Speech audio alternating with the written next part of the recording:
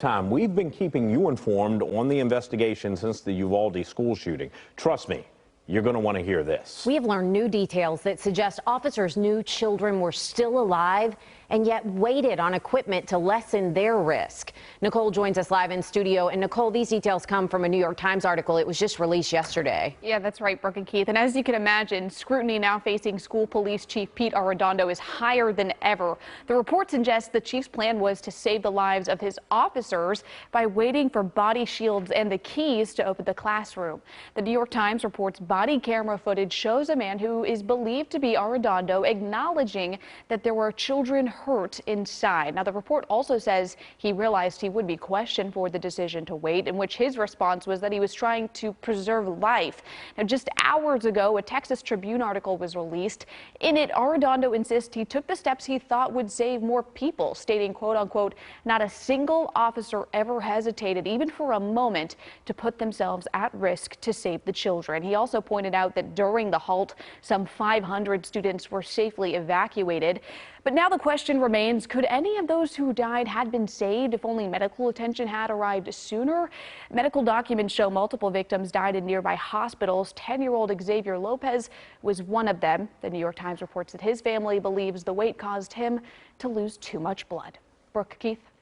Definitely shocking, Nicole. Two words, shocking and revealing. Yep. You know, family and friends will say goodbye to a fourth grade teacher, Eva Morales. Born in Dallas, she had been a teacher for 17 years. She was a wife, mother, daughter, and sister. Her family says her personality never went unnoticed. Uvalde strong, that's the message. The friends of one brave survivor of that tragedy is spreading. 10-year-old Maya Zamora has a long road to recovery, but her softball teammates, classmates, and friends are stepping up to help. They've opened up a lemonade stand to raise funds for her recovery, one cup at a time. She would smile all the time. When she would go bat, when she would be catching, practices, every time I would look at her or see her, she would be smiling.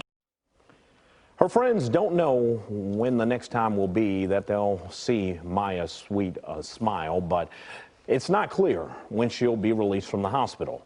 Her friends, though, are calling this a miracle. 6:36, Governor Greg Abbott, meanwhile, has ordered the head of the Texas Education Agency to hire a chief of school safety and security. That person will have the job of making sure schools are putting best practices into action to keep your kids safe. And senators say they are hopeful that they're getting closer to a deal on gun reform. Leaders are optimistic about a bipartisan bill, and that bill is based around background checks, mental health, and school safety. Senate Majority Leader Chuck Schumer says as soon as they come to an agreement, we will bring it up for a vote. A local Marine veteran says following the Uvalde school shooting, he's heard a lot about rights, but not responsibilities when it comes to gun ownership. Joe Jenkins served in the U.S. Marine Corps for 5 years, fighting in Operation Iraqi Freedom and handling the same style of weapon used by the Uvalde school shooter. Before he was allowed to carry it, he says he had to go through psychological checks, medical checks, and 3 months of extensive training. You don't even touch a weapon until you're literally drilled about weapon safety and handling. And even then, we don't actually have live ammunition except in very strict training requirements in training backgrounds. He says knowing someone can walk into a gun store in Texas and legally purchase the same style of weapon without any training makes him feel severely uncomfortable, especially given he's a teacher.